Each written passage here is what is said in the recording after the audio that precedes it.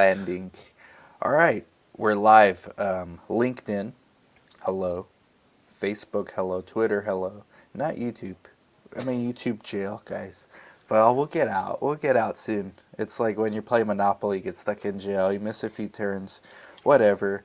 I had to train some staff this week anyway, so it was a great week to be YouTube jail. But Robert Goldman, he is, he's like the main guy I wanted on this episode because I'm frustrated, and I think not just for site owners but coordinators, because I'm in the unique situation where I'm actually a site owner that's a coordinator right now. I'm not always in that role, but I'm back in that role out of necessity because of what you guys are reading. Clinic research is booming, and because of the opportunity. Like, I have new staff, and in order for us to grow, I got to train them the way I am, basically.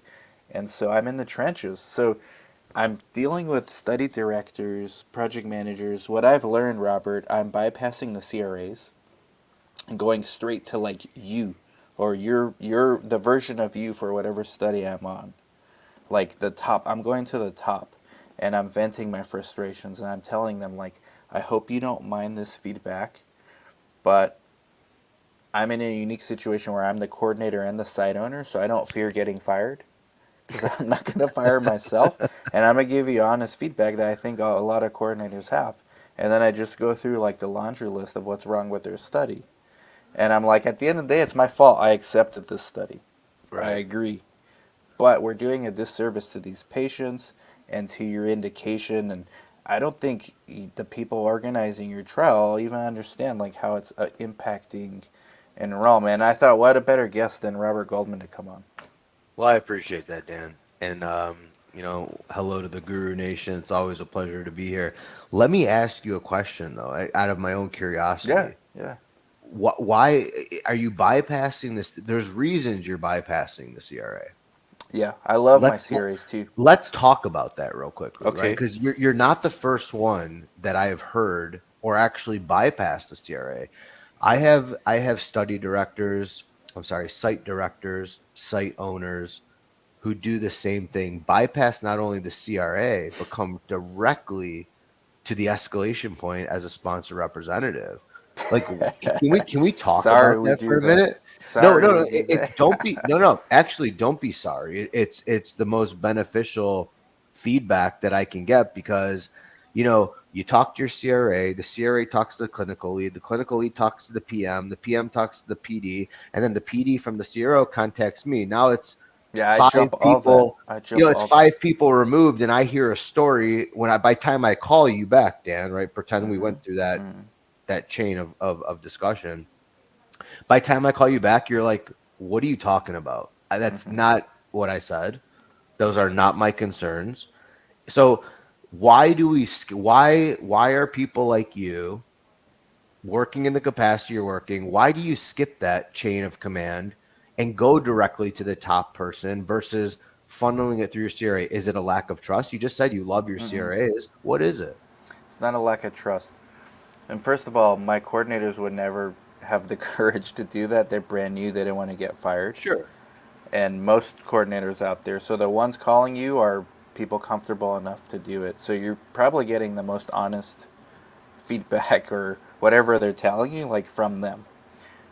I do it for the same reason when there's something urgent at a sponsor level and they're not getting the answers they need. Why they call the PI at a Mm, site.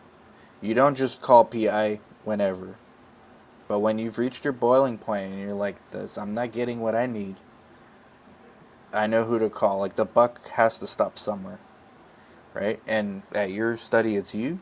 At other studies, I know who the I know who these people are now, and that's why it's the same reason. Like, I'm no, sick I of get it. getting. I love our series, all of them so far. I'm sick of getting. They're just trying to keep their job.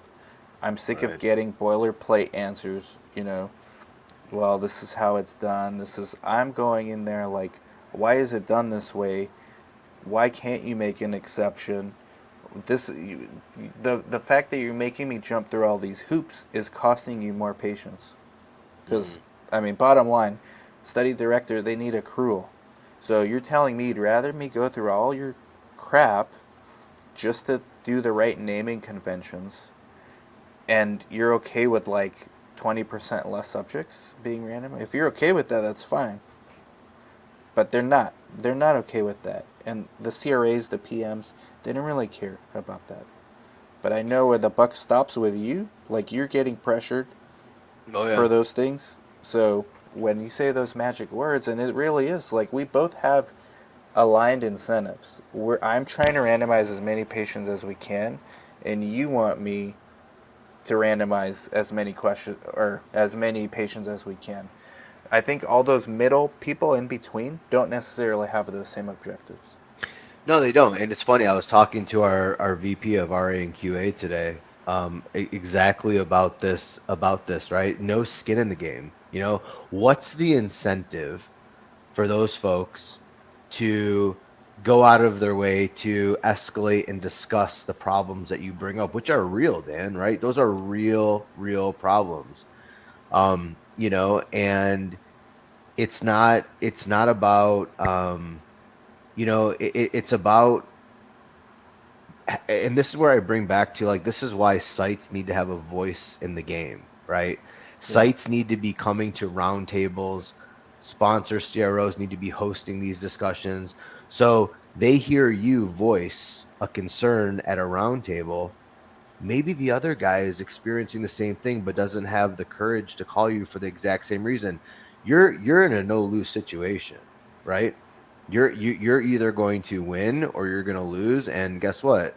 You have yourself to blame, right? You're the Hmm. site owner, you're acting as coordinator, and what are they going to do to you?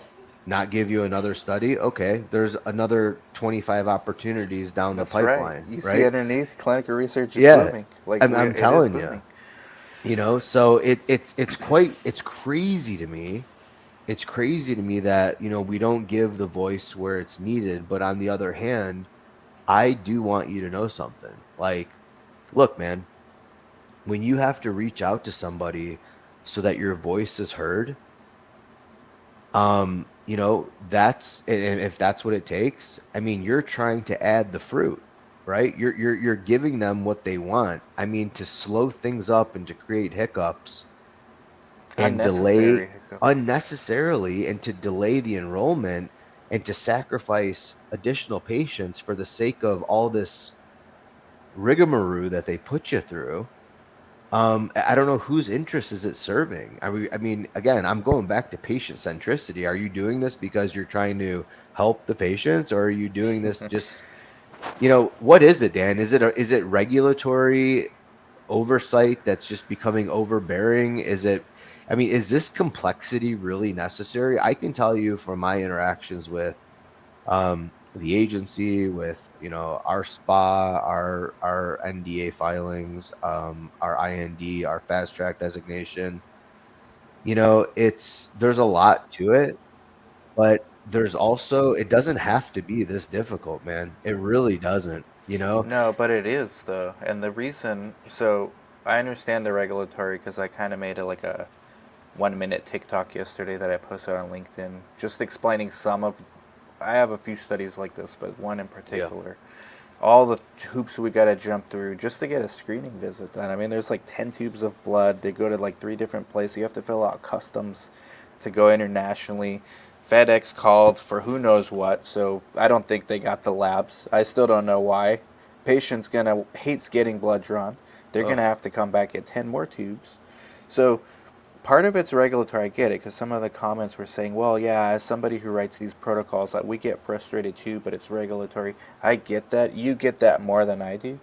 But some of it's also selfishness on the part of the sponsor for trying to jam so much stuff into one protocol so that they can do one study instead of like three. yeah, I can't disagree with you. I mean, there's various reasons, strategically on why we do that. Arguably, you can say that about a lot of protocols, but I agree with you. The sites aren't always privy. Like, Dan, if I were to say to you, out of all the studies you're conducting, do you know what the main indication of the label that trial is trying to seek approval for? Like, do you know what that label is going to say?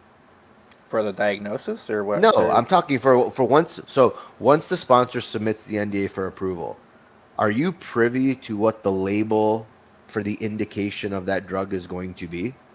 no. That's No, my point. Like definitely not. like Guru Nation chime that is ridiculous. That is Hmm. ridiculous. And so the reason you don't know that is because then if you did know that, you would really question all of the other stuff that sponsors jam pack into a study because then you're like, wait a minute, you're going for this label and for this approval. However, you're doing A, B, C, and D secondary objectives, exploratory objectives. Why are you doing all of this extra work?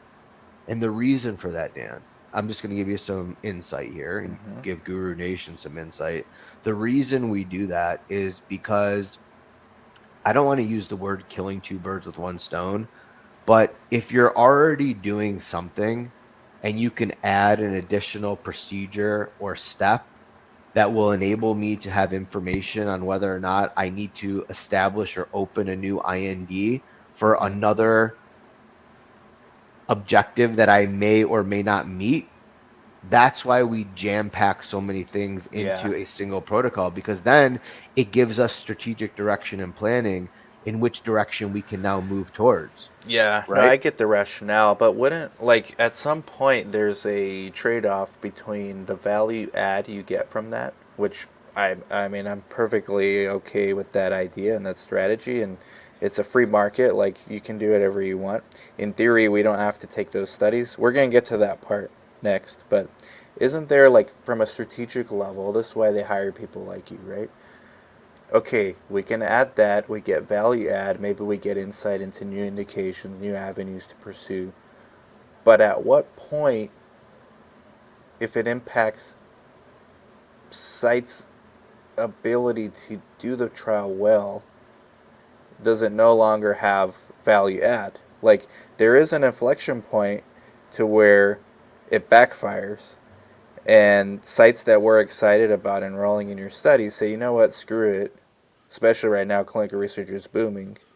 We'll just wait for this next study because you're also that's the risk, right? Like, You're absolutely right, and I've actually seen many protocols backfire, right? Where you are failing to prioritize your primary endpoint and you've added all this extra work that frustrates sites, adds undue burden to subjects, brings them back in more often than they need to be, adds more time to your staff, more time for you filling out crazy forms and portals and transmitting these and that.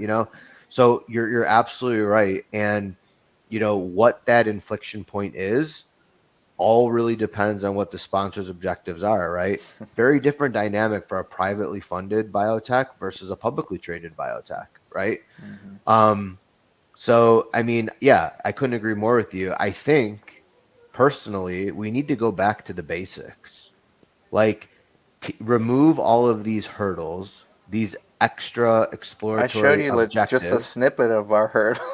I mean, Dan, I couldn't believe it, man. I mean, like, honestly, that to me, you need almost like another degree and weeks, months, maybe even years of training to even understand the terminology in that form that we talked about, right? So the average person, even with somebody with a medical background, may not be able to complete that, and they expect you to to fill out that unnecessary. Like, first of all, what does that form have to do with anything with the indication in which the study is around, right?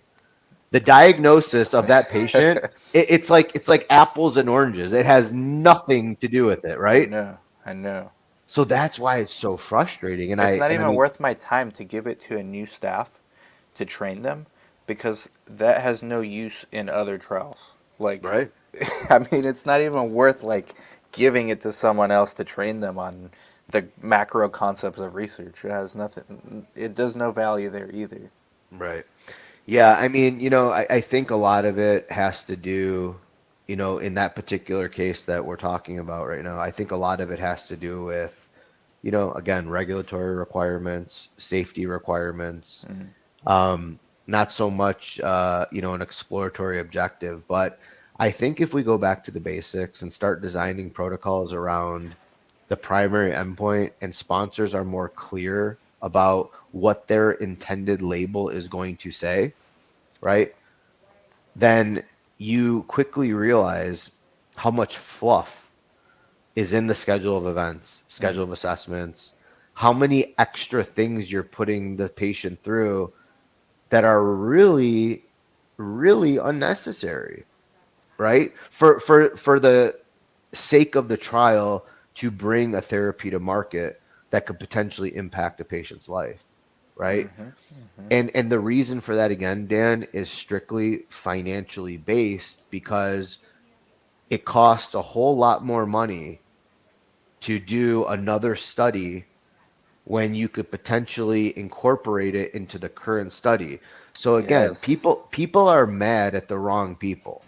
You know, Mm-hmm. I was talking to Dr. Daniel Fox from the CRPN network. Shout out to him. Love that Um, dude.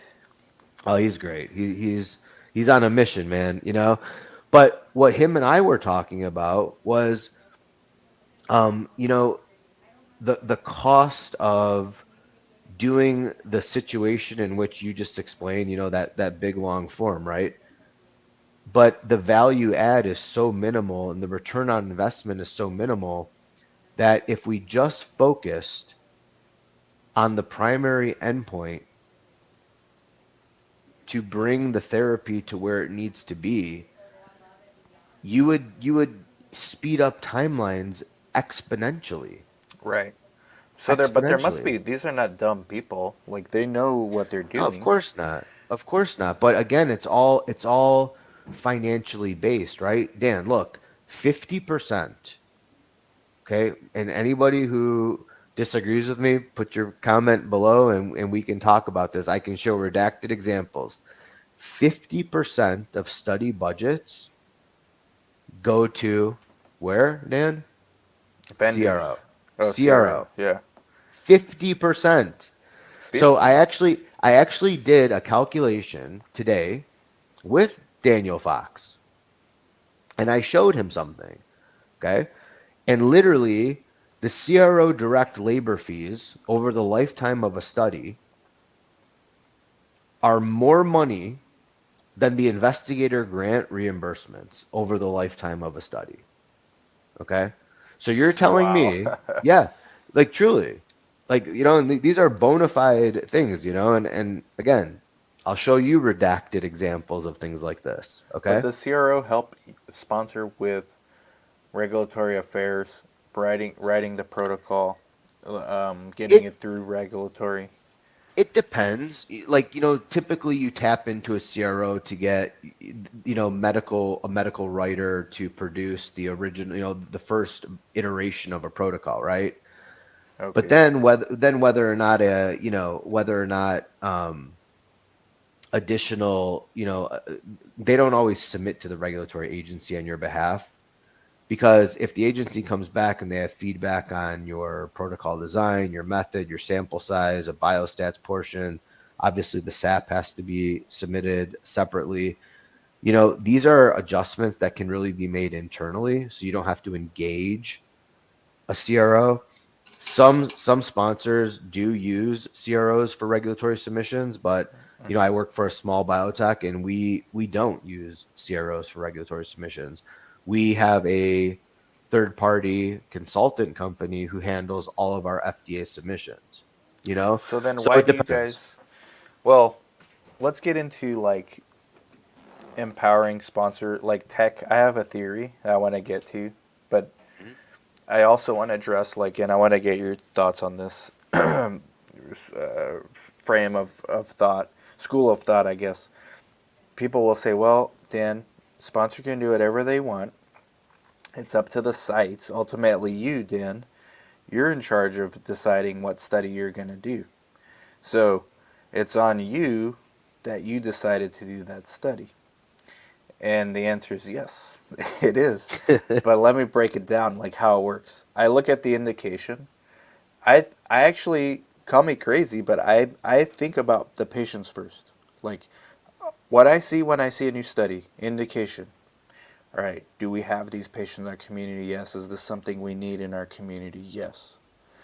Do we have a track record of getting these kind of patients? Yes. One of the last things I look at is like the operation of like, okay, well they're gonna have to do this assessment, then this one, then that one. I should, but even if you do look at those things, it's not the same as doing it because every vendor, every sponsor has different vendors that they use, different portals. Some are easier than others. You don't know how difficult it is going to be to actually do those until you actually do something.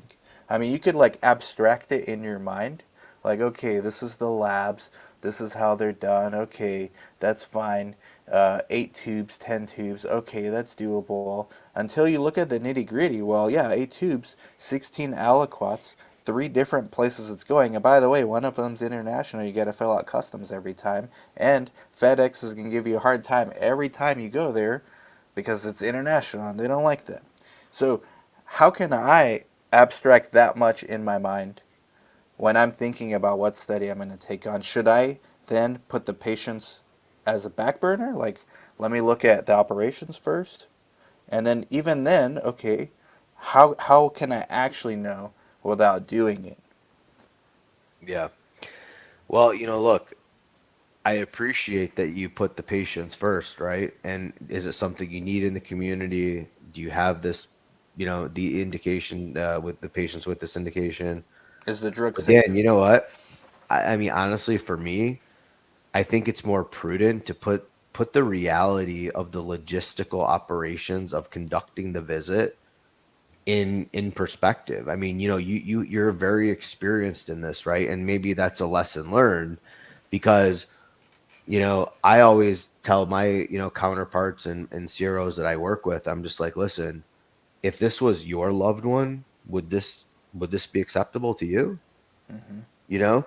And so my point is, all the steps you take are absolutely fine, but it's time to take that SOE out and say, okay, patient's gonna like how many hours is this patient gonna be here on day one? How many hours is this patient going to have to dedicate to this study over the next month, right? And then you might quickly say, "Wow, no, this is crazy. I'm not gonna, I can't ask somebody to do this. This is just isn't even feasible, right?" So then Yeah. you quickly realize, like, oh my, oh now I got to ship blood, and then forget it. The patient comes first, obviously, but then Mm-hmm. Dan comes next, right? And Dan's staff and your business come next. You know, it's now you realize, okay, I got to ship blood internationally, which by the way, you shouldn't be the sponsor, whoever's doing this to you should not be doing that. That you should be shipping all samples to the central lab, and the central lab should be distributing to the bioanalytical lab. I'm assuming it's for a PK or for some No. bioanalytical marker. Yeah. Okay, it's for a bioanalytical marker that only a specialty lab in Europe can actually analyze.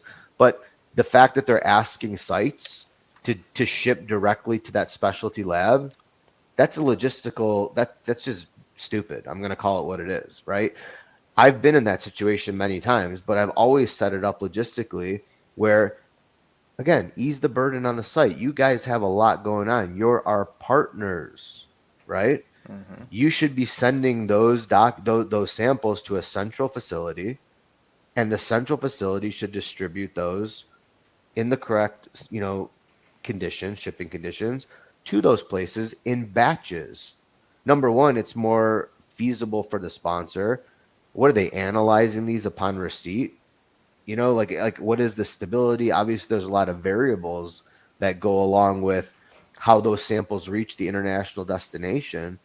But for Pete's sake, man, like why? So at the end of the day, look at all these confounding variables, right? Yeah.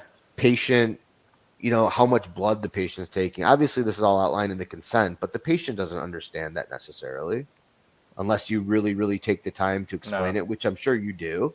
Yeah. But then, you're up against patient satisfaction, you're up against sponsor satisfaction, You're up against site satisfaction.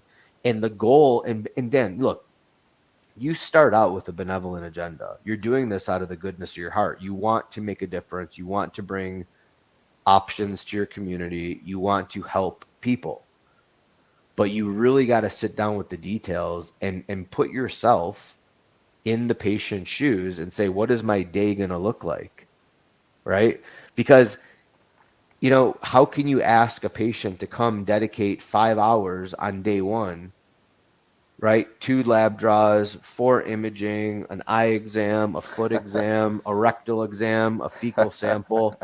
And it's like, oh my God, like Colonoscopy. colonoscopy. Yeah, we remember we talked, yeah, colonoscopy. I mean, go give them an MRI at the same time. Let's do an Oh, and EEG while while you're we're at it, at get a it. liver biopsy. No biggie. Yeah, yeah, They just throw these yeah. things in there. Small little syringe, no problem. But that's what I'm trying to say, right? It's like, so just looking at indication, whether or not you have those patients, I would put myself in the patient's shoes Yeah, and walk yeah. and walk yourself through that day. And then on top of it, all the different portals, data entry here, data entry there. Is there a diary? Is You're there no not privy diary? to all of it though. Like even up till the SIV, like the CRA was warning us, like, hey, this is gonna be this. There's some complicated things here, and we're like, all right, well, we're gonna make it work. We're gonna figure out how, because this indication, we have a lot of patients that we couldn't get in the last study, so it makes perfect sense to do it here. That's what we're thinking about. And then when it's actually time to do it, we're like, wow, why did we take this study? But, I'm not complaining because I'm glad we have it, and there are going to be some patients that benefit out of it, but I am complaining at all the other unnecessary hurdles we have to jump through just to get somebody randomized. And, Yeah, I think it's like gone in in a lot of these cases. I mean, I don't think studies are getting simpler; they're getting more complex, and without a doubt. um, ultimately, it does boil down to the sites being more selective about what they take. But you're always going to have some sites saying yes to everything they get. Yeah, I mean, I saw you made a post the other day, or was it? Or no, maybe it wasn't you. Who? No, it was Brad actually. Hmm. He made a post about, how many sites are how what percentage do you decline studies? I was Yeah. reading some of those comments. They're like, oh, we only declined like 1%, 2%. We accept like out of 198 awards, we only, refused five or something like Mm. silly, right? Yeah. So, I mean, you're right, clinical research is definitely booming, but on the other hand, I think this has a lot to do with why, there's an overpromise and underdelivery of a Mm-hmm. lot of the sites Mm-hmm. because you're not made privy, like you mentioned, to the logistical operations of delivering the study the way it needs to be delivered. And then you're like, oh my gosh, why did I accept this study? Yeah. And you're like, I can't even do this and Well, do by it. the time you get access to all the portals, you're already in training mode. Like, Yeah, so you already have a contract done. So you right. kind of like, at this point, you're like, okay, now that you actually get to see the portals, you're like, wait a minute. Well, we already signed a contract. Let's make it work. We don't want to look bad to the sponsor of the CRO at this point. So it's like, we would love to do all the due diligence, kick all the tires. But oftentimes it's easier to just kind of look at the indication, look at like basic basic structure of the operation, like okay, what assessments are needed, can we do them? But you don't get it like under the hood until you actually do it. That's too late already to say no. But Dan, let me ask you a question. Would you buy a car at an auction without popping the hood? If I knew, to honest answer, if I knew I could get another car, if I don't like that car, yes. What if okay, let's rephrase the Because question. that's the What answer to research. I can get right, another study if I but don't what like if it. it's a really unique, Hmm. rare car that's a collector's item Then it's and worth fixing. It's worth working on. so to you, okay, but so for me I have a little bit different of a perspective, right? Like I would want to at least pop the hood because what if you get the car and there's no engine in the car? Yeah, Did you think about yeah, that? yeah, Right? What if the wiring is completely ripped apart from the dashboard? yeah. Like, what if the catalytic converter is missing because somebody stole it? Do you Hmm. see what I'm saying? Hmm. So it's like there's a lot Yeah. of uncertainties, and you've got to pop the hood in a sense, since we're talking about this, right? before you can make a real assessment on But whether or not you can execute. what if you're looking at like 10 to 20 cars a week and you just can't look at all of them closely, you know? Well, then you need to pick and prioritize and either Exactly. and or expand your team, Dan, right?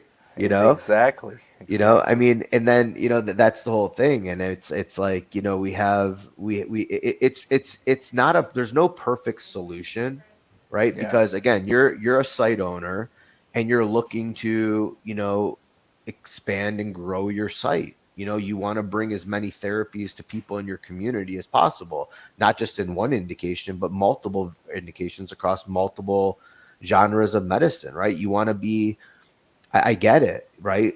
But while you're doing that, it takes a keen eye to understand operations and what goes in Yep. to actually executing the study successfully, right? Mm-hmm. Because I don't think, I really don't want to believe that anybody, CRO sponsor site, has malintention, right? Like Mm. nobody's malicious in their intent to like, oh, I'm gonna add this in the protocol just to piss off the site. Like You do that's have never some the sites case. though, like I know I'm a site advocate, but you do have some sites, I know them, that take on every study they can just to get the startup fee. Like that's a strategy that's like it's a shady strategy. It doesn't last long, but there's sites that do that. So that's malicious intent. But for the rest, like I agree with you. For like sponsors are not there to make your life miserable at a site, but they're not there to make your life necessarily pleasant either if they can squeeze more juice out of the orange.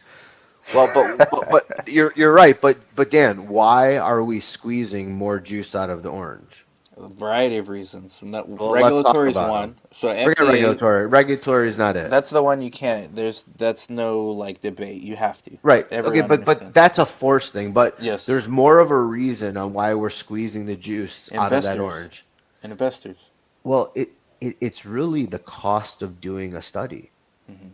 right? Mm. Because again, you're right, investors is part of it, but the cost of conducting a trial, like we're talking clinical research is booming, cost of doing research is booming, Skyrocketing. skyrocketing. That's I why I mean, have all these vendors out here. Like, hey, I got a solution for this. Somebody's gonna message us after this video. Say, hey, I listened to everything, Robert. Here's a solution for this. oh My new yeah, startup does it's this. guaranteed. I get it all the time. I mean, the biz dev on your channel is hopping, you know. It used to be where I'd get a lot of IMGs asking about my story and a lot of how to get into the industry and can you have a chat with me, and I still mentor a lot of the people that have reached out to me from these videos, but now it's biz dev. Biz I have a dev. problem for your solution, Robert. I heard what you said, which is fine. We need that, right? Mm. But seriously, Dan, the reason you're trying to squeeze as much as you can out of a single study is truly the cost of development, right? There are a handful of, I don't want to say the word because we're in YouTube jail, right? You're in YouTube jail, but there's only a handful of those kind of companies out there, man, that can afford a $50 million loss. They can afford a Mm. $100 million loss. Do you follow me? Yep. We talked Yep. about small is the new big. There's never been a time that I can remember in this industry where there's more biotech startups and small cap companies in this space. Yep. Okay. That is the majority now versus the big guys who are like, they're so big that it's just whatever. Like, oh, I lost 100 million, but you didn't meet the endpoint. Oh well, turn the page, move on to the next one, right? We've already got 25 more compounds in that week that were discovered that are in preclinical, and we're just assigning them code numbers. That's not the majority. And so a 50 million to $100 million loss on the development of a leading asset is could potentially put a company under, right? It's either going to make it or break it. Yeah. Make or So break. when we talk about squeezing the juice out of the orange, that's why we do it.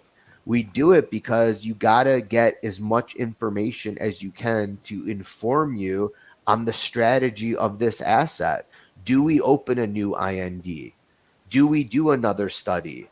Is there a signal? Is there a safety Exploratory, right? signal? Exploratory and Exploratory. And the endpoints. exploratory endpoints are what causes you the thorn in your side most of the Thorns. times, right? That Yeah. like, throw yourself into a cactus, right? I mean, that's the unfortunate reality. But again, the costing, it's the costing, Dan, right? I mean, if I want to start a study because I see a signal based on an exploratory endpoint, Yeah. cough up another 50 million. Or I could just sneak it into my current study and then I can do an analysis and then I can, use that data to support another round of investment. Series D, Series Okay. C, Series B, Yeah, so I get depending it. where I you're mean, at. it's financial. They have every incentive financially to do that. So, what's the solution then? Because I mean, is it to get rid of the CROs? Like this is where I was headed next. And in these cases, I don't even know if the CROs are to blame. You would know better than me, but with eReg, eSource, all these systems kind of eventually they're going to all connect, right? Is it going to be theoretically easier for a sponsor to manage their own studies without CROs? Or is the CRO always going to be needed? And if so, for what? Because then we're not going to ever fix this problem. I don't know if it's the CROs to blame, but like maybe Well, that's where some of the costs come out. You said 50% of the cost are CROs. Dan, I'll just tell you like this. I hope so. I You hope we hope so. can I hope we can weed them out. Okay. And I spent Do over a sponsors decade. want to? Do sponsors want to be able to manage sites or Colleagues I talk to all have, hopes and dreams and ambitions of being able to internalize their own studies because you can control quality, you have a lot more control over turnover, and so things what's like keeping that. them from doing it now? It's cost prohibitive, right? And let me give you an example. I was looking at an RFP today, okay, from a CRO. Request for proposal for those That's right. words. Request for proposal for the conduct of another pivotal study. I was doing the math between project. Now, I'm just talking two pillars real quickly. Study startup, which includes everything within study startup, investigator grant administration, and project management for the life cycle of a study. 70 sites, 700 patients enrolled, okay? Mm-hmm. $5 million just between project management and study startup. To break Oh, it I down thought even, you meant for the whole no, study. I was like, that's no, no, cheap. no, no, no, no, no. Okay, So okay. just to give Wow. Guru Nation a little bit more insight, project management, 3.3 million over the lifetime of the Wow. study, Wow. and study startup, including regulatory submissions, 1.4 million. So what That's good is all these including. PMs if I'm bypassing them back to where we started? Thank I'm you. bypassing all these dudes So to I'm go to I'm you. I'm giving you real life metrics. So that's what I'm saying, right? Pay my like I always tell my, it's funny. I always say like sometimes in our internal meetings, I'm like, pay me this amount per month and I'll do it for free. Like Myself, yeah. I'll do it myself. Like what exactly, right? So um there's a lot of questions coming in the chat and that I would love to get Oh to yeah, because there's a bunch, man. some of them are asking good questions, and the one that we just got recently was, is it a conflict of interest for the sponsor to monitor their own study? Hey, Pamela, thank you. I just did your video yesterday. It's uploading on, I mean, YouTube jail, Pamela, but Friday you'll get it. Okay. She's saying, is it in a conflict of interest for a sponsor to monitor their own study? There was a scandal a few years ago about that, if I'm correct. As far as I'm aware of, no, there's no conflict. But Yeah, there's no conflict of interest because number one, I mean, man, how many large pharmas have their own CRA force? I mean, I can mm-hmm. think of tons, right? Because look, everybody's subject to the same audit. Everybody has to abide by the same regulations, CFR, GCP, ICH. And whether or not you're using your own monitors versus, a CRO's monitors, I would argue that it's safer and more beneficial to the patients to be trained by internal people, like somebody who wrote the protocol, right? We are experts on the protocol. I know my protocols like the back of my hands, and I know the rationale and intent and reason why we wrote it the way we wrote it, right? So, um, You do, I, because you came over for our SIV I did. personally, and yeah, I was there in the flesh, right? that was a pleasant Um, SIV. so I really think that at the end of the day, are CROs necessary? They're necessary because it's just sometimes cost prohibitive to, like Dan, think about the infrastructure a biotech would need to carry out all the things that the CROs do, right? From SOPs to systems to processes to work instructions to quality management systems to repositories, the technology that's needed, the templates, Right. I mean, it's really But they already crazy if you have think a about it, bunch of right? SOPs for like their drug Well, development, GLPs, all that stuff. the big ones do, Dan, right? The big sponsors have that stuff. The small guys like company I work for, and it's not uncommon for sponsors. The first question when I used to work on the CRO side, coming in as a CTM or a project manager, I would say, whose SOPs are we using? Sponsors or ours? That's my first question. My second question is, whose TMF are we using? Sponsors or ours? 90% of the time it's we're using our SOPs, we're using our TMF. Yeah, there's sponsors out there who have their own TMF for sure, right? You know, I worked on right before I left and transitioned from the CRO side to the sponsor side. That particular sponsor, big company, large company, trading for over 150 bucks on the Nasdaq. They have their own TMF. They were using Viva. So Shout they out to Viva. They're shout the out to sponsor of the Viva. pod. Thank you, Robert. No, 100%. I had to throw that in there. And so my point is, we would use them, but then again, whose SOPs were they using, Dan? They were using the CRO's SOPs. So what I'm saying is, it's a huge infrastructure build out that's required for sponsors to 100% internalize and conduct their studies from A to Z. I can talk. I mean, I know Axome. They just got an FDA approval. One thing about that company is they do everything in house. It's not. It's not. Everybody know. I mean, if you look them up, they make it very clear that they do everything in house. They don't use CROs, Dan. You know, so there's an example of of a company that was built from the ground up with that infrastructure to internalize everything. And Well, because CRO is like an invention. I mean, everything is an invention, but CRO is like literally a middle man between the sponsors who make the investigation product and then the yeah, sites who see the patients.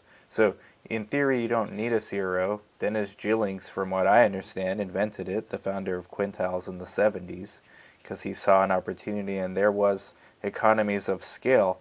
But you and many others are saying we've come to a tipping point where the economies of scale are no longer in the favor of the customer. They're in the favor of the CROs because they've become bigger than the sponsors.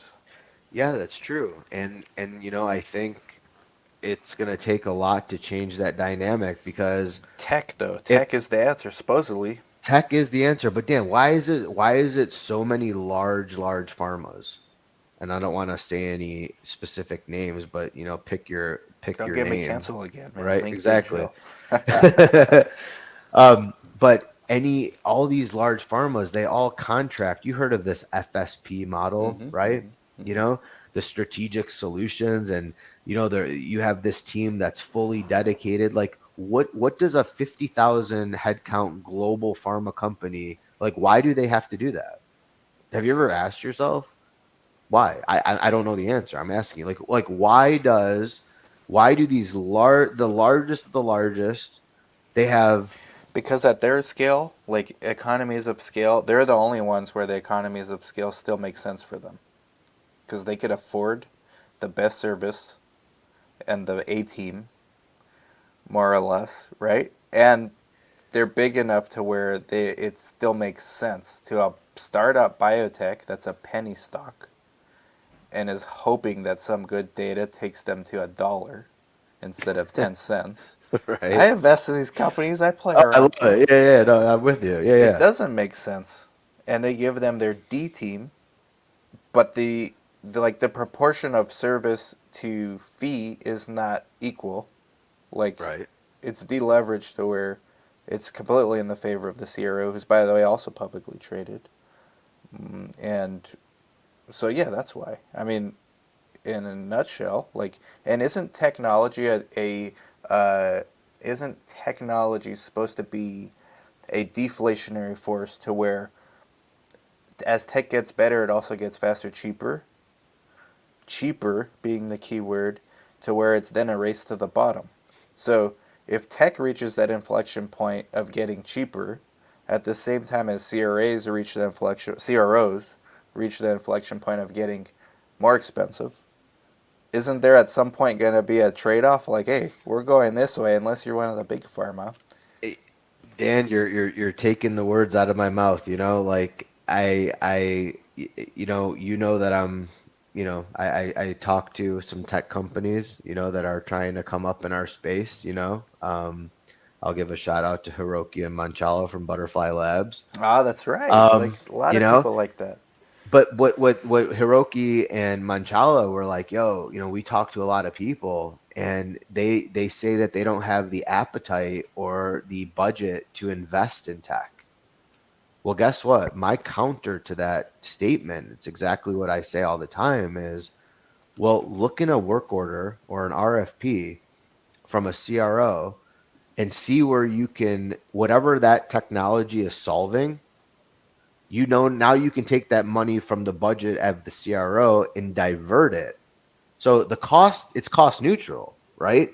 Because you're going to pay that money either to the CRO or if you invest in a tech that now automates that problem, you know, I'm just taking money from the CRO and I'm diverting it towards the tech. So Right. it's not an acceptable response to say we don't have the budget. No, you do have the budget. Just look at the line item, look at the budget grid, look at the scope of Mm. services and find out where that big bucket of money, for example, site feasibility, CDA execution, contract negotiation, budget negotiation could be in excess of $500,000. If I automate that process by using an SMO, if I automate that process by using one contract for the same site, for example, CRPN, right? Dr. Now I can, Fox. yeah, now I can take all that money that I was paying the CRO to waste time negotiating back and forth, back and forth. CROs are not incentivized to solve problems. They make money off of people being lazy and doing things over and over and over, delaying the process. I mean, I'm just going to call it like it is, right? They are not incentivized to say, oh, let me speed up your timeline. If I Yeah, because speed up then your they need to. timeline, Then their it's biz one dev less. has to work harder to find a new study Well, when that sure. one's over. Well, sure. If I can't charge you 50 million for the study and I can do it for 20 million, now I've Mm-hmm. got to find more studies and I don't have the bodies to do the work.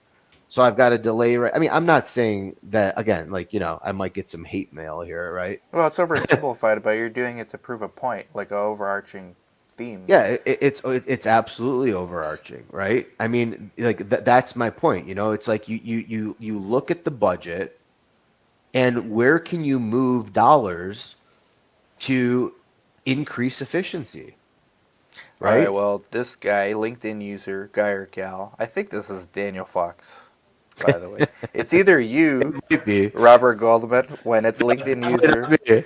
but for some reason now I know it's not you. So this Dr. Fox most likely.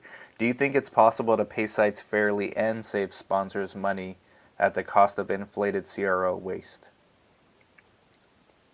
pulling no punches there.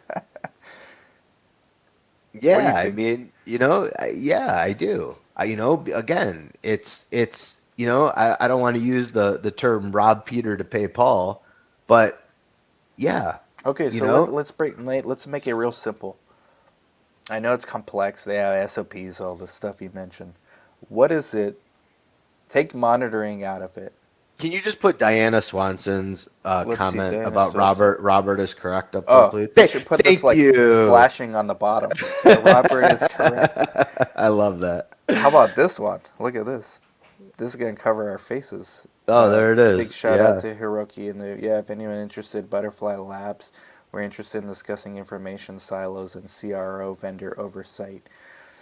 I mean, yeah, they need to have more oversight of the sponsors. Need to have more Yeah, oversight yeah. of their vendors. I think back to where we started this video. Okay, I'm not the I found your version of who I'm talking to, but they're still at the CRO level. Like Yeah, I haven't found you at the sponsor level. I'm right. trying to find them because I think if they knew like my frustrations and how it's probably a reflection, a relatively accurate assessment of overall site satisfaction of all their sites, they're going to figure out why they're having enrollment issues. Exactly. And everybody's like, oh, enrollment issues. And you have all these startups. Oh my God, how many did people see at Scope? I mean, there are more recruitment companies out there now than I have ever seen. It's so overwhelming, I can't even keep track, right? Everybody has this AI driven, oh, we can speed up. If you would just It's nonsense. nonsense. I'm so with you, Dan. It's absolutely mind-boggling, and sponsors are willing to pay for these services. And honestly, I've only personally been burned by many of these very well-known recruitment companies, by the way before these new ones They that have all come out, suck. right? They all suck. They all, in my experience, you're absolutely right. Okay, so what I was gonna say, and then we're gonna get to these questions. You guys have good ones, and this is great. Like I knew we should do this topic, Robert, because here you are, sponsor. Here I am, site. Everyone expects we're gonna fight. We're Right. actually we want the same thing. I want more patients in my studies. You want me to have more patients in my studies, and it's all this shit, right? That's in between us achieving our common outcomes. And we're gonna need to find out what this shit is all about. Everyone And has their okay, hand out along the way, Dan. That's the problem. I want here, and then when you ask for, I mean, everybody just, everyone handout, every, but and as a side, I'm not paying for it, but I am paying for it in sweat and tears, and your like blood pressure. and my blood pressure, man. Thank God for lisinopril. I went through some clinical trials. Look, Robert. Yes, sir. Look, man. I want to simplify this. All right. I know you mentioned SOPs, all that stuff. Like, why do small sponsors not do all this? Okay, look at all these SOPs. Okay, that you can do that with some consultants. What is it? Take monitoring out. That's like everybody sees monitoring. What does a CRO actually do? Like that you can't do even as a small sponsor. So I think data management's huge. Biostats is huge. You think Um, you AI can know, help with that in the future, 10 years from now? I sure hope so, because right, once you have the SAP, the statistical analysis plan, that's been, agreed by the agency, they're looking at that. Once you have that agreed upon, like producing like TLFs, like what tables, listings, and figures do you need to demonstrate your primary endpoint in terms of efficacy? So I don't want to get too technical for the audience, but the point is that I believe AI can predict and tell you, okay, Robert, here are the top 10 shells, or the top 10, or here are 18 tables, listings, and figures cumulatively that you need to support your top line data. Like, it's very easy, because all a statistician is doing is they're looking at a host of different pillars and categories: safety, demographics, disposition, you know, all kinds of different things, and they're choosing tables, listings, and figures from those pillars to give you, the sponsor, the best chance in showing that you have statistical significance in meeting your primary endpoint based on your sample size. Mm-hmm. AI should absolutely be able to predict what that is, Predict that. predict But that, right? presently they can't, so we still use zeros for that. So we Okay, still what see your else? What zeros. else? So data So management, biostats. medical writing, the Okay. CSR, the DSUR, the drug development safety But update medical report. writing, why not just hire an independent contractor? Hey, I've been doing medical writing for 30 years. Like, Dan, that's a good question. I mean, I guess it's just, managing more people. Each vendor, each consultant requires their own contract. It's just I don't know if I have a good answer to that, right? I mean, mm, CROs certainly have a lot of value, in the right context. I just think that in my experience now, they're just more machine and robotic than anything. The yeah. critical thinking, the critical thinking and problem solving, it's like don't, it's like as a sponsor representative, I get more problems escalated to me with zero solutions than Mm, I get problems with solutions. Like, hey, Robert, here's the wow. problem, but here's how we propose to fix it. Either A, you're bringing the problem to the table and saying, hey, how come this wasn't caught? Or did you even know this is a problem? And then here's how I Mm, recommend you solving the problem, wow. right? And it's not the other way, it's not the other way around, right? That's like an Instagram caption. Can you say that again? That quote. we'll That have was to we'll have to beautiful. We'll have to yeah. rewind it. Do you do you think that? Because I just had a thought when you were saying that. This is so specialized, right? Like this is not simple. So there's so much. Like sponsor have every incentive, like you said. Let's squeeze as much juice as we can out of this orange. If that means giving the sites more burden, hey, we're not experts with sites. That's why we have the CRO. They're the ones in charge. Okay, I get it. CRO says, yes, you know what? They say it internally to themselves. We have every incentive to keep this study complex because it keeps us important. And we don't care if it delays study timelines because that's better for us, anyways, because we just have more review. So the people, the sponsors have trusted for advice are giving them the advice they want to hear. Like, no, make that study harder. Why don't you throw this in there too? Well, Do you think I don't there's a lot of that happening or no? nah, I don't think so. I don't think anybody intends on making something harder for no reason, right? Um, Dan, look, first of all, CROs have very limited, at least in my experience, like we don't, you know, during the we're sending that when you're going through an RFP process, CROs expect sponsors to have a synopsis, a draft of a protocol. Yeah. Maybe you're close, maybe you're like, so, it's not like you're engaging them from the ground up to build the protocol. And we have like this, again, this malintent, oh, let's make it really hard and let's delay it. But what CROs often do, and I know we have some CRO folks in the audience right now. Tell me if I'm wrong. You know, a lot of the times I've only honestly had one CRO since being on the sponsor side tell me, Robert, your enrollment rate and your study assumptions are so far off that we may not be the right partner for you. I seriously was so blown away, and I just wanted, like, I was like, I wish I could award this study to you because of your integrity and honesty. Like, I was so mind blown that they said that to me. I'm like, oh my God, why don't more people say that? So what they do is they tell you, yeah, that might be challenging, but they tell you I yes. see. They I they say see. what they want to hear. But here's the kicker, Dan, right?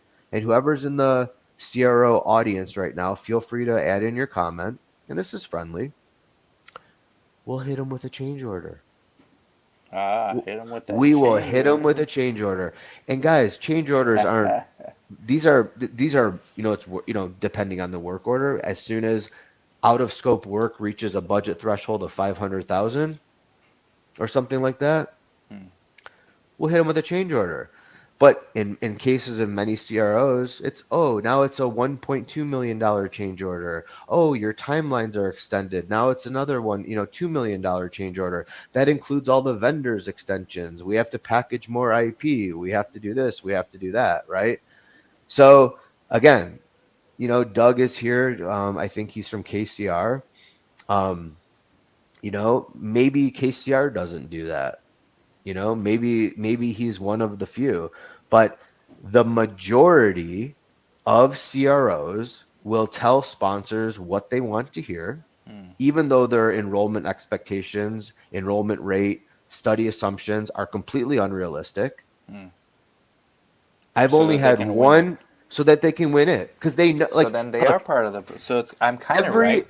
I'm kind of right. Yeah, absolutely you are, Dan. Every CRO, and if you're a CRO and you think you're the only one we're reaching out to for an RFP, that's kind of silly, right? We're reaching out to 4 or 5 CROs at minimum, and they tell you what they want to hear. They tell you what they want to hear, and they're talking internally. And Dan, the reason I know this is because I was part of CROs, and Yeah. I've been part of bid defenses, and it's, oh, we'll tell them yes, and then if we can't meet it, there's always the potential for a change order.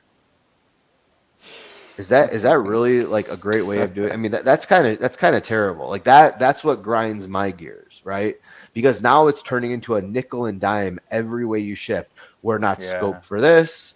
Oh, you want an extra meeting? Okay, change order. Actually, Robert, I'm going to send you a change notification form, a CNF they call it, right? Ah, For CNF guru change for notification. This is a new one to Yeah. me. Yeah, new one for the Guru Nation, a change notification form. By the way, we're going to add X amount of dollars. And once the change notification form threshold meets the threshold to execute a change order, then we'll hit you with the change order. And by the way, Robert, you've already signed, 3 CNFs, and we have to incorporate this now into a change order because now we're at $1.2 million. Um, so, I had a CRO. I asked them, I said, listen, I would like to have a 30-minute ad hoc meeting with you. And, oh, Robert, we're not scoped for that. We're not scoped for that. Um, I said, well, let me ask you a question. Do you meet internally? Do you guys meet internally to discuss what I'm talking to you about? Oh, yeah, we meet internally. How often do you meet? We meet twice a week. Well, can you send me that invite? I'd like to attend. Since you're not willing to have an ad hoc, I'll just join your meetings. Is that okay? Excuse me. And then there's awkward silence. Everyone's quiet. People think I got disconnected, and I just fester in the silence, Dan. After 45 seconds, somebody says, hello. I go, hello. I'm still here. Can I join your meeting? All of a sudden, they don't want Robert in their internal meeting. Yeah. So now, all of a sudden, sure, Robert, we can accommodate the out of scope ad hoc call that you're requesting. Huh. So again, I just feel like it's we got people laughing, which People I love. laughing. But that's good. I mean, but my, Dr. my point is Gonzalez. it's funny to me because, you know, it feels like a lot of nickel and diming happens. Um, Well, it's more than nickel and diming. Look at Clara. Clara Ducks. If you're not part of the solution, there is great money to be made prolonging the problem. man, Brian, and if Shay spot Renee on. He should be a if Shay poet. if Shay Renee is still here from Butterfly, this is exactly what I've been telling everybody about. CROs are not incentivized to solve problems, you know? And I know Doug is, I think chief IT or chief technology officer over there um at KCR. Hmm. And, maybe I need to start talking with KCR as He a said, I partner wouldn't paint because, every CRO as the same as the big organizations that are geared towards simply turning the handle and making money. Yeah, okay. I mean, we're seeing like even some of the CROs getting acquired, like Thermo Fisher. They're not really a sponsor. They kind of are. They do medical devices, but they're more of a conglomerate. So they're looking for business units that generate cash on cash returns. Like Thermo Fisher is one of the best stock, one of the best dividend paying stocks out there. So they buy companies based and put them in their portfolio based on Yeah. cash returns. So they bought PPD because it's stable.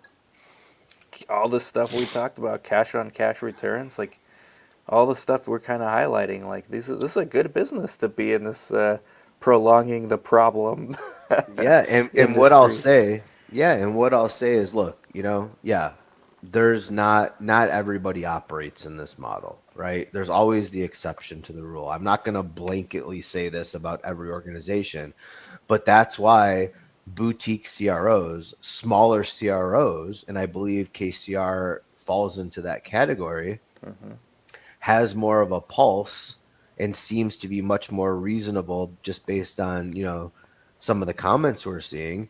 Um, you know, this is why small is the new big, in my opinion. These larger organizations are paying a tremendous, your sponsors are paying a premium to, first of all, work with them. And I can tell you again from firsthand experience that those people aren't always getting the A squad either, you know?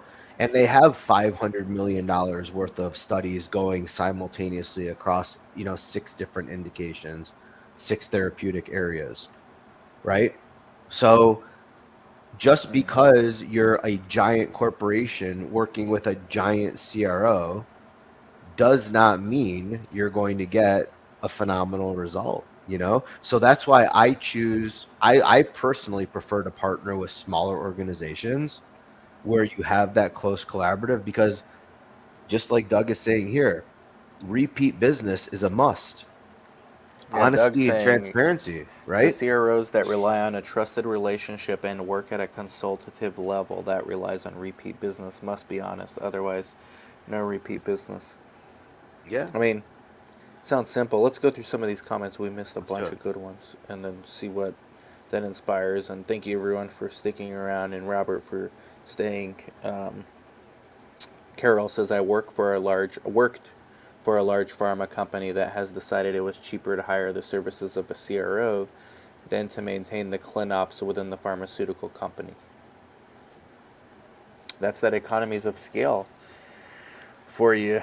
Um, and isn't it kind of one of those things where, like, if the status quo, because all these companies, pharma, they all, like, they're graded, most of them are publicly traded, so they're graded in the context, like, relative to one another. Mhm. So if they're all kind of doing the same thing, it's safe, right? Like it feels safe to just keep doing that same thing. Like, look, this big pharma just like they gutted their in-house ops, so they've outsourced to the CRO. So that means we should do it, right? But I wonder when that flips to where it's cheaper for them to bring it back because we might be getting Exactly. close to We're that point. we're almost there, Dan. We're almost there. I really believe we're almost there. But like, somebody made another comment earlier, like, again, benefits, right? 401k matches, Yeah. bonuses, I'm outsourcing this. I don't have to worry about all that kind of stuff, right? You're an employee, you're paying Social Security while your employer is matching that same Social Security. There's so many more expenses by internalizing it. But my argument to that is ROI, right? I have much more control over the result and quality and integrity of the study and the data if I internalize this. And I also have control over turnover, right? If I got one guy that has one foot out the door, I can't control CRA turnover at a CRO. And yet sites want to start incorporating this fee and billing sponsors as a cost of doing business every time the CRA changes. I get it from a theoretical standpoint, right? I Yeah. totally get it. But then, like, I had discussions with the guy who's creating the site council bill of rights, Norm Goldfarb. Shout out to Norm. Great guy. I mean, accolades in this industry coming from left and right. But him and I had a really long discussion about this, and he's like, "Well, Robert, you need to charge the CROs." every time they do it. And I'm like, well, CROs aren't going to agree to that, right? And even if you have a risk share clause in there, it's such a small percentage that it's almost nominal. It doesn't even make a difference. But I cannot control whether or not a resource employed by the CRO is going to stick around for the duration of your study, Dan. And Yeah. if you have four, five, six turnovers and you invoice me every time as a pass-through cost for a CRA turnover, because it does. It takes time for your site to retrain. It takes time for you guys to get aligned. There may be some duplication of efforts. You have to redo this. You have to redo that. They're asking you for stuff that you were never asked for in the past. You know, Mm. there's cost of doing business there, right? But then it's like as a sponsor, so now how do I get reimbursed? Do I say that, every time you have a staff turnover in any core clinical team, whether it's a change in medical monitor, a data manager, a biostatistician, a startup associate, a contracts associate, every time there's turnover, do you pay me a penalty? That doesn't seem reasonable, right? It's everybody's working on their own volition, right? It's people have the right to leave, people have the right to get hired. It's a right to work, right?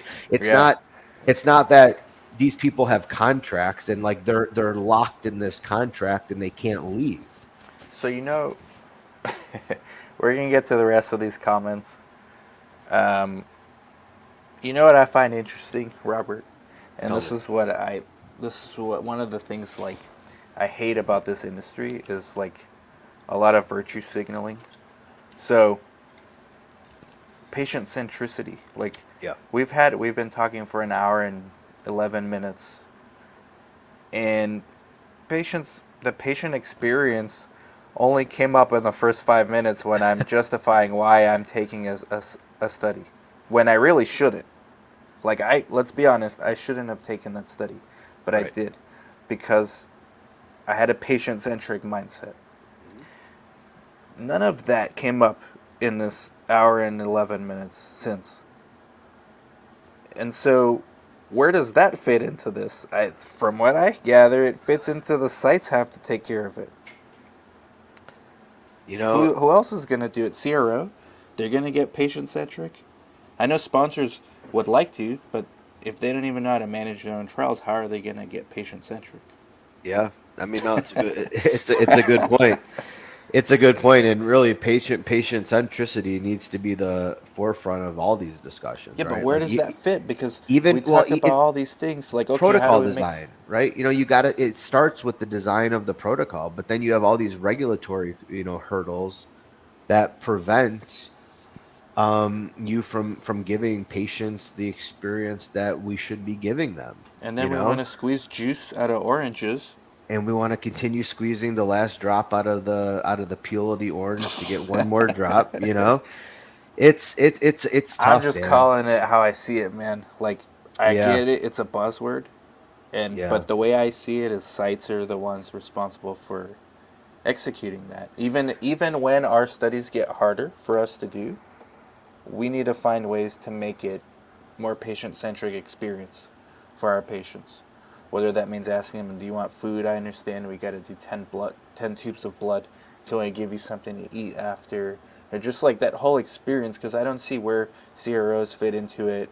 They're gonna say, "Well, no, it's our ePro. Our ePro is amazing." Like, they're gonna love it. They're gonna love the study. Trust us, Robert. Like, right. that's what they're selling you, and there's naive Yeah, people in the pharma company that believe it. Like, oh, okay, patients love the mobile engagement, so let's give no, them you're more. right. Yeah, Let's and, give and them they more. love being able to choose whether or not they get their blood drawn at home or in the clinic. Like, Yeah, no. I mean that 10 tubes at home or in the you clinic know? when Yeah, you're which afraid of one you want, needles. Oh, and by the way, there's a 4-hour arrival window, so you can't leave anywhere. You Yeah, got to so your stay. anxiety of Yeah, needles like is longer in that, Yeah, and they're yeah. not gonna bring you snacks or Yeah, anything. we'll arrive between 10 and 2. And by the way, it's somebody you've never met before that's going to come with a badge and show It's you their nonsense, credentials. And then man. they're going to leave with your, well, yeah, it really is. Look, What about mobile? Like, oh, patients love to be yeah, part of the journey. The app is now part of the. You've been sold on this bullshit before. Let this app be part of the patient journey. Did you not hear that? No, I have. I mean, there's AI, there's an AI app. I don't want to call out the company, but No, no, please don't. I'm not. But they basically like hold their device up to their face when they're taking their IP, and the AI can identify the product. So they hold the pill up, and they're showing it to the camera, and the camera says, giving them instructions. Okay, yep, they identify it, they put it in the mouth, and they're recording this. And there's like these AI triggers, and if there's any nefarious activity going on, then it sends a real-time alert to a real person, and then somebody from the CRO or the site, not really sure, but calls the patient, Yeah. and then they review and adjudicate this video. Did the patient actually take it or not? You Then know what they'll I pull the mean? plug on that patient Yeah. journey. And then, yeah, exactly. So real good journey we have going on there. Um, no, And but then Dan, 9 out of 10 industry thought leaders think that's a great idea to enhance patient engagement or morale. yeah, exactly. It really boosts their morale. When they're sitting there for 5 hours out of their day and they're getting $100. So all this tech stuff, like, if we can be real, I mean, give it's just opinion. Everybody knows patient centricity is not like who's gonna argue against it. But then when you throw in, I can use this trend to sell my latest app that's going to monitor their face because now it's part of patient centricity and everybody feels like they need to invest in this. So now there's more funds. So we're talking this whole time about where the funds are going. I mean, here's another place where it's going where it's not necessarily needed. Like, it's actually, if anything, that thing's going to make the patient experience worse. Like, why do 100%. they have another thing to do? And Yeah. now it's every day. It's no longer the thing about ePros. It's no longer every day like when you're coming to the site. It's every day you're at home too. Yeah. I don't think that's like a better experience for patients. I agree, but Dan, how did we get here? Why did a company, think that that was a problem that needed to be solved, right? Are patients saying sure, and they're just taking the IP and flushing it down the toilet and saying that they're taking it? Probably less than 1% from my experiences Yeah. with Well, I people. think it depends on the indication, right? Yeah, I in mean, psych it's a little like, higher. like oncology patients are, super, super compliant, right? Hmm. They want to get better, like they're gonna take what they want. But if you move over into the pain space, you know, or you move over into the psych space, um, it gets a little challenging. So it's very different. It's very different. We need to So do a podcast just on that, deconstructing the patient journey. Because if we want to, like, we can talk to some of our patients in studies and yeah, we can go through this journey with them. It's not, you guys will realize it's not very pleasant and it's not due to the site for the most part. yeah. I mean, Dan, look, I enrolled in a clinical trial, just for that sake. I'm like, if I'm going to be in this industry, it was a registry study, so it wasn't like, super invasive or anything, but Hmm. I still wanted to go through the consenting process. I still wanted to see how I was treated. I still wanted to see, does this patient stipend card work? I still wanted to see, my phone call reminders. I still wanted to fill out an EQ5D5L. Like, I still wanted to just experience it, right? And I got to tell you, it's not pleasant. It's not like you have a separate waiting area. You're still waiting. The coordinator still could be running behind. Like there's all these unpleasant aspects of the patient journey. And I think you're right. We really need to unpack it and have more roundtable discussions with more Yeah. thought leaders so that, things can change, See, I think if we bring sponsors and sites together, we can actually have change because we're the ones like without sponsors there's no study. There's no money. And without sites there's nothing gets done because there's no patients. Everything Yep. else needs to like step away and just have a place, a forum where these two stakeholders can simplify things. Like Jesse's saying, relatively new. This question might be dumb, but if by cutting out massive expenses spent on CRO services, would this cut in cost be reflective on the cost of the investigation of product? I asked because if we're talking about patient centricity, cost of medication should also be one of the top factors when discussing clinical research costs. It's a fair question. It's not dumb at all, actually. The short answer is maybe, right?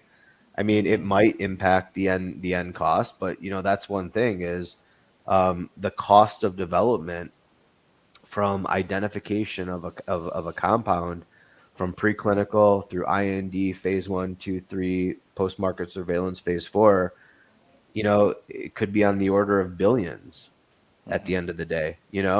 And so all of that goes into recovering the cost of innovation, you know, Innovation, yeah. I and think and if like sponsors, I doubt they're going to cut the price of the drug, but what it is going to do is allow them to get their drugs approved or fail faster so they can Mhm. do more. So as a society collectively, we get access to better treatment. I mean, I talked about lisinopril. Like I'm glad I have that. I'm glad it went through this process and I'm able to take it to keep my BP down for when you guys piss me off. Yeah, exactly. So it's not necessarily like it's not as black and white as cutting costs here and then it's going to be reflected in lower drug costs. That'd be nice, but we don't live in fairy tale. But what it can do is create more, better, faster, eventually just more. And then when they go generic, they get cheaper. Yeah, no, absolutely. Um, there's another question there, Dan, from Jesse. Jesse, If you where wanna, you at, if you Jesse? wanna, Oh yeah, question for Rob. If we fast forward around 10 to 20 years from now, and CROs are a thing of the past, thus cutting down clinical trial costs, can sites and patients trust that pharma companies won't keep approved investigation of product? Yes, well, we're just talking about keep approved drug costs high, or are these costs a direct reflection of the money put into the process? well, it's a good question, but I don't know. I think, CROs definitely have their place. And, I don't know things just from an inflation perspective and cost of doing business and operational costing. It's just, you know, the way that drugs are priced. I mean, there's a lot that goes into it. There's a lot of discussions with insurers, with CMS. You have to do a lot of commercial research. You get a target, it's called a TPP, a target product profile. You have discussions with, key therapeutic leaders that predicate the likelihood of the uptake. What is the appetite for providers to prescribe this medication? Is it first in class? Is it top line treatment? There's a lot of variables, Jesse, to answer your question. I don't think any pharma company intends to make their costs so high that it's out of reach where it can't get into the patient's hands who needs it. I mean, if you look at AbbVie, for example, they provide, tremendous cost savings for as little as $5 a month for their newest biologics. So I don't think that, companies are out there to, you know, keep things high, but at the same time, the public has to understand the cost that it takes to bring these therapies to market. It's extraordinarily large amounts of money, and that does drive the price of the drug, but I wouldn't say it's the only variable, right? How rare is the disease? What is the appetite for it to be first line? How often will it be prescribed?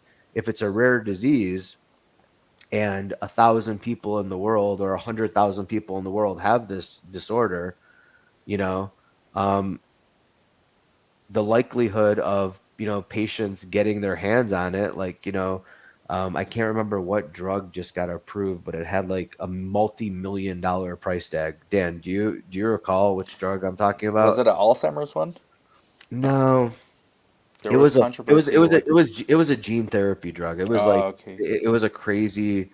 I think it was for alpha thalassemia, if I'm not wrong, or Oh, beta like thalassemia. CRISPR. What's the other one that's not CRISPR? Bluebird Bio. Yeah, so exactly something like that, where like the treatment was like multi-million Yeah. of Well, dollars that's for. CRISPR. That's CRISPR technology. But that's what I'm saying, But guys. that'll get cheaper over time, though. Over That's time, but deflationary. that's that innovation, right? Yeah, That's that yeah. innovation that you just, it didn't, all this innovation didn't come from anywhere. Like the man hours, the millions and perhaps Hmm. billions of dollars that went into the fact that a physician can actually, recommend, prescribe this treatment for a patient.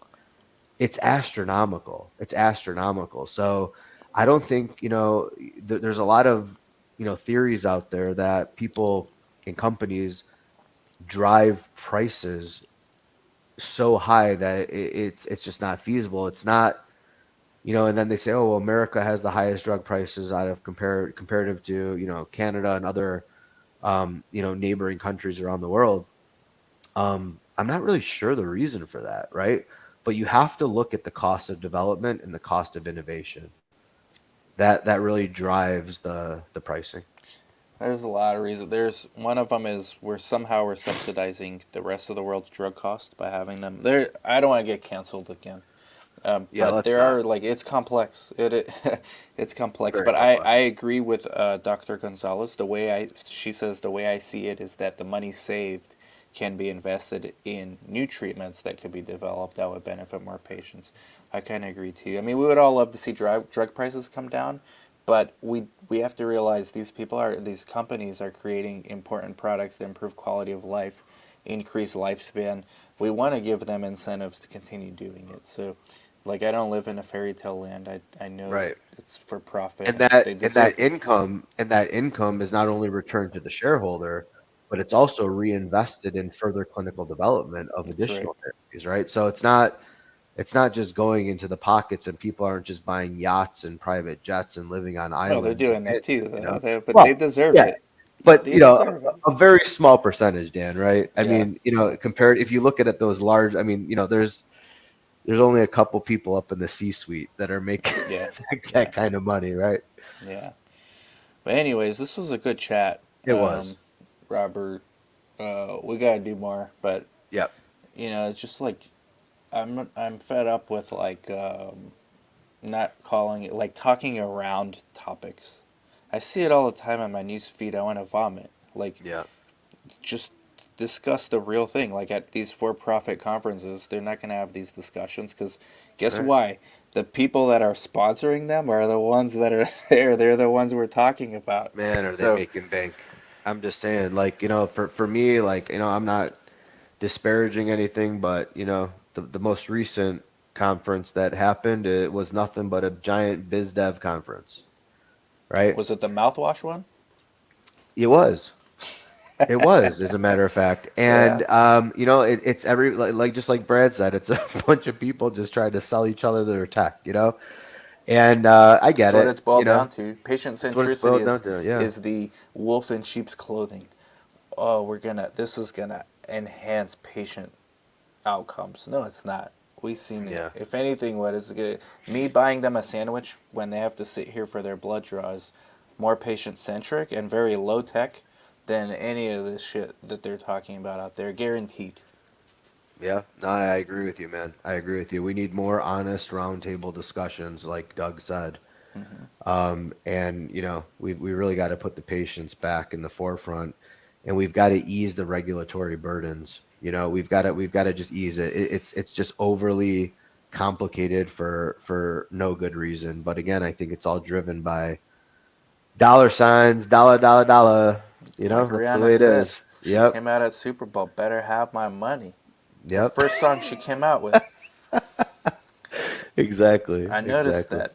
Um, Good choice of first song too.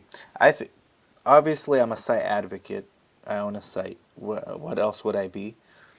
I do think these companies that try to empower the site. This is why I love Viva as a sponsor. Their goal is to empower sites. Let's empower sites.